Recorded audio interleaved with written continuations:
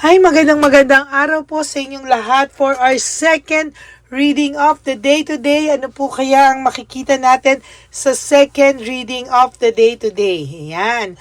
So, gusto ko pong gumamit ng ibang baraha. Namiss ko na po ang aking mga ibang baraha. So, we will use this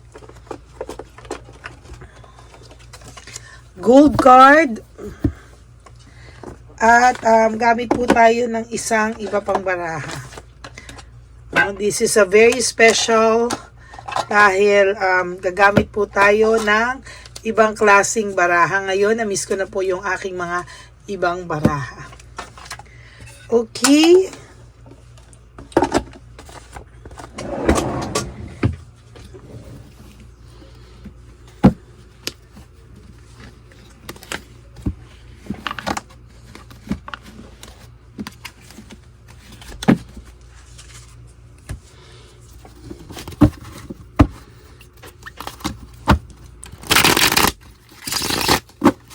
Ano po kaya ang makikita natin sa second reading of the day using my gold card? This is the Gold of Life card.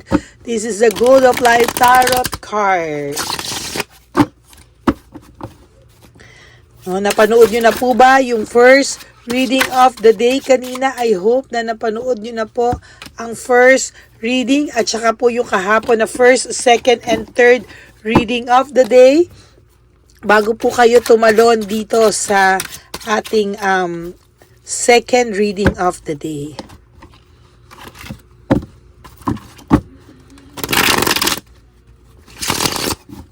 Pili na po tayo ng 10.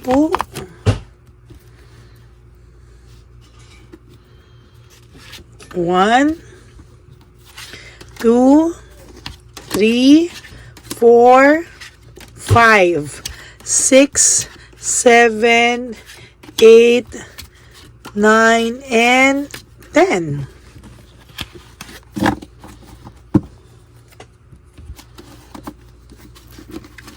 Ano po kaya ang makikita natin?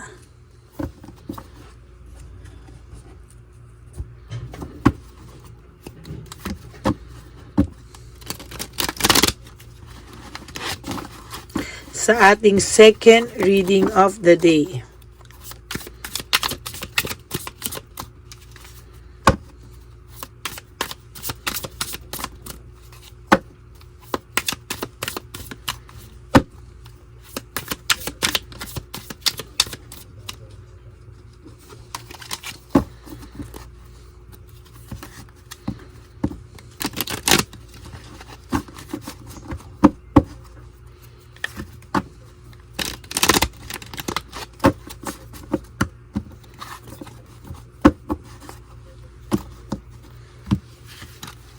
Pili na po tayo ng 10. 1, 2, 3, 4, 5, 6, 7, 8, 9, and 10.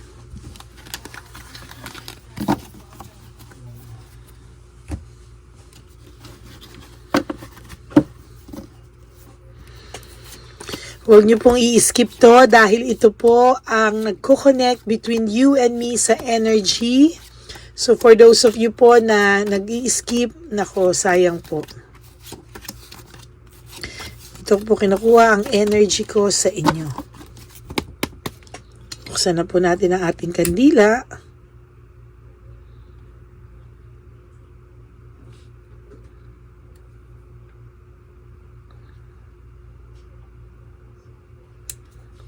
Na niya. Okay. Tama na yan. Wow, the sun, ano? Ang sa nakikita ko po sa inyo, and meron po kayong nagantay na joy, success sa buhay nyo, no?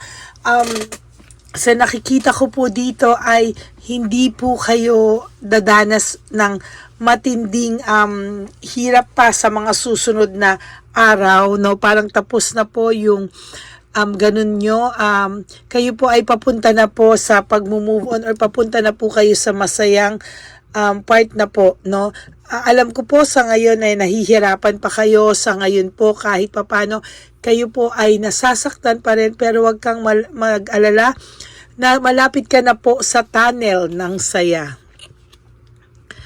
Yan, lahat po ng mga pangarap mo, lahat po ng mga gusto mong gawin, goals mo sa buhay ay ituloy mo po, no? Ito pong taong to, kahit po sabihin niya na hindi mo siya kayang ipagpalit, hindi po siya naniniwala na kaya mo daw mabuhay nang wala siya. Or hindi mo daw po kayang maging masaya nang wala siya. Pero hindi po yan totoo. Hindi siya naniniwala na kaya mong maging masaya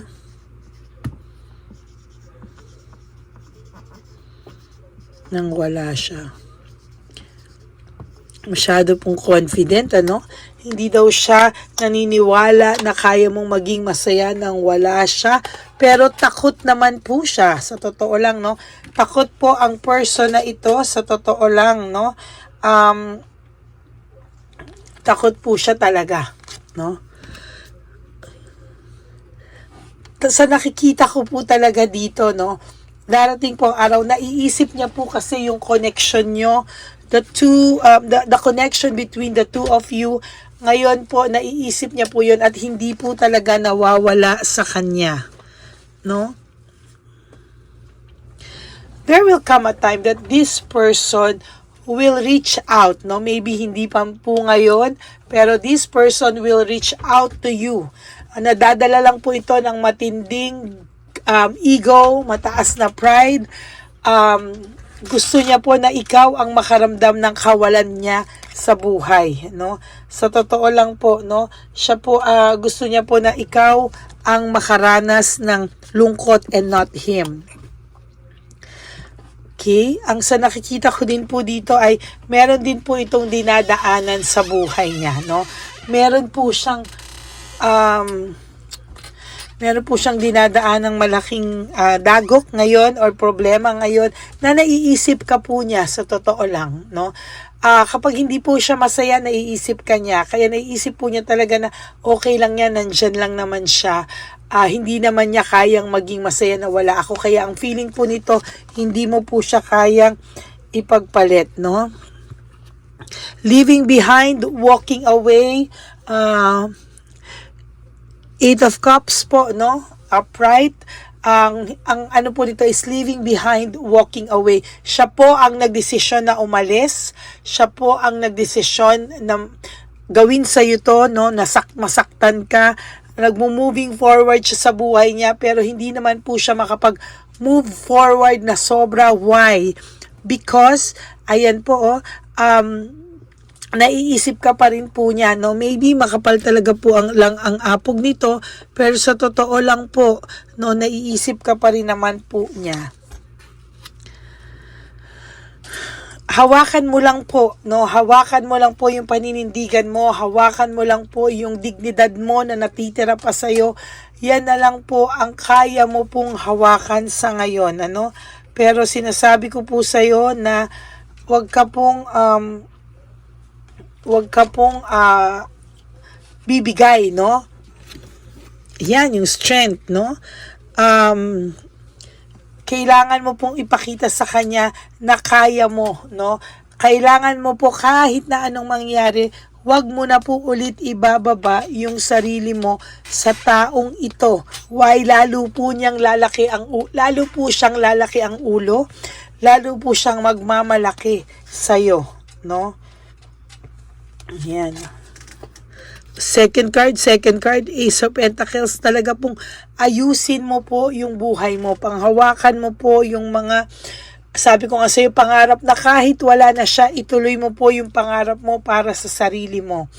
This person, marirealize niya po ang worth at value mo kapag nakita niya po talaga na nag-move on ka ng masaya without him or her. No? Yan, no? Page of Cups, no? Talaga pong lahat po ay may mga mangyayaring maganda pa po sa'yo. no? Sa totoo lang po, masaklap man po sa masaklap, pero sabi ko nga po sa iyo, no, wala pong ibang tutulong sa sarili mo sa ngayon kung hindi po ikaw din, no? Sabi ko nga po, masaklap po ang mga pangyayari sa buhay, pero ganun po talaga, no? There will come a time na maiintindihan mo po ang nangyari sa iyo sa buhay mo. Okay?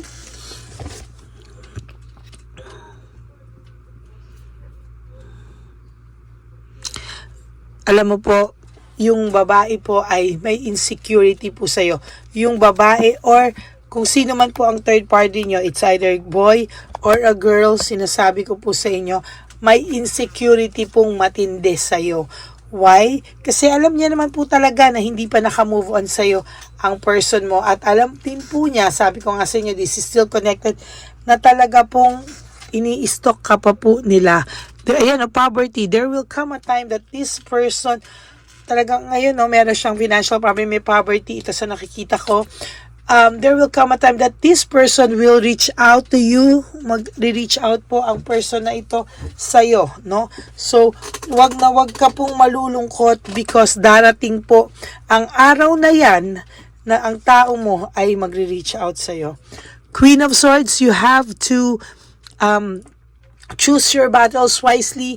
Hindi po lahat ng pambubwisit nito ay bibilhin mo, ha? Pwede pong wag ka pong mag-alala because there will come a time na magiging maayos po ang lahat.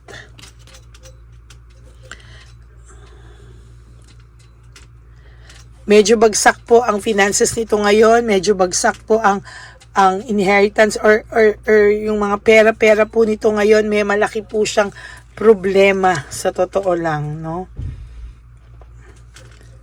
He wants to have rest, moving behind, moving forward, rest, restoration. Gusto niya pong magkaroon ng peace of mind right at this very moment because wala po siyang nararamdaman na peace of mind. Sa totoo lang, why? Because naiisip niya po yung unity, yung connection between the two of you. No? Hanggang ngayon po, yung connection po ay naiisip po niya,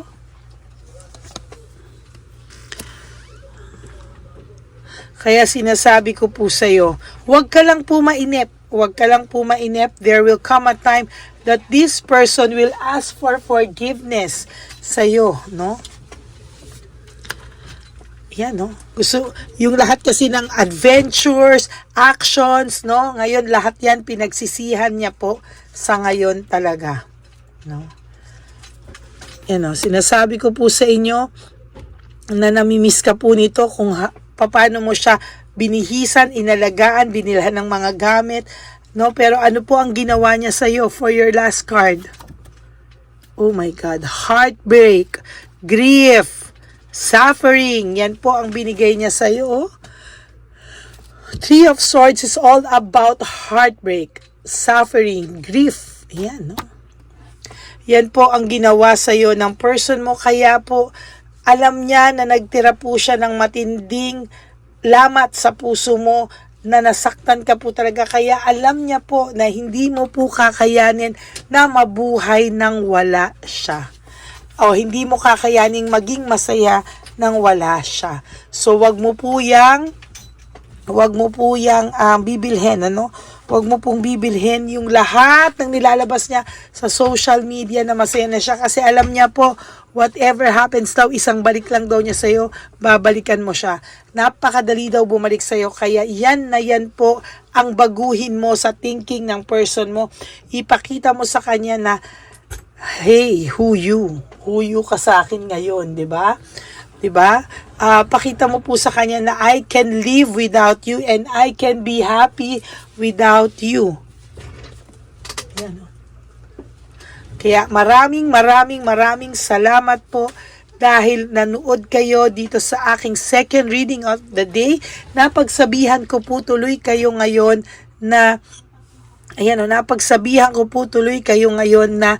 tanggalin nyo po at baguhin nyo po yung ganyang thinking niya, ha, na siya ay hindi na magbabago, hindi na po siya magbabago na dahil ang tingin niya po nandiyan ka lang. So dapat po ipakita mo po, no? Ipakita mo po sa kanya na ikaw ay masaya, ikaw ay magkakaroon ng bagong buhay, wala siya, tingnan ko lang kung hindi siya magpanik. Okay? So that is your second reading of the day for today. I hope you guys and mga kapatid naka-resonate po kayo.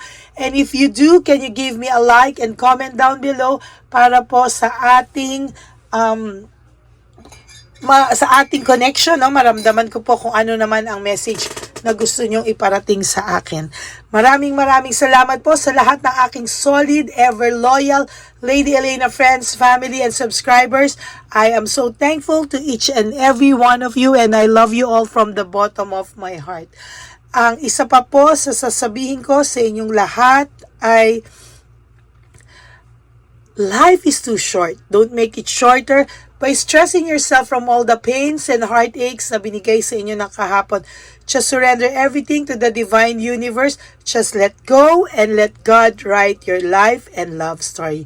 I will be back for another set of reading. Huwag po kayong mawawala. And for those of you who would like to have a private reading with me, you can message me po at Ladyly Elena, that's Ladyly Elena. Nasa dulo po yan ng ating video. That is my only legit FB account. Yan, ano? And official FB account. Paki-follow nyo na din po yan dahil ako po ay gumagawa ng random calls sa aking mga subscribers and followers through that messenger. Okay? Maraming salamat po. And please, no skipping of ads. Tulong nyo na po yan sa channel natin. And for those of you who would like to give me a super thanks, yay, for this video, I would really appreciate that. And love that from the bottom of my heart. Maraming salamat po sa inyong lahat. Ang lagi ko pong paalala sa inyo is just live one day at a time. Huwag nyo muna pong problemahin yung mga susunod na araw. Just live one day at a time. Okay? I love you all. God bless you. Enjoy your Sunday. And I will be back for another set of reading, your third and final reading for the day today. Mamaya na po yung gabi. Okay? So I hope you guys and you kapatid na panood nyo na po ang first, second, and third reading kahapon. And the first reading kanina bago kayo mag-skip dito sa ating second reading of the day na hindi siya naniniwala na kaya mong maging masaya nang wala siya. O, diba? Pakita nyo po na hindi. Pakita nyo po na kaya nyo pong mabuhay nang wala siya. Okay? Thank you everyone. God bless you. I will all see you again on my next reading tonight. Bye!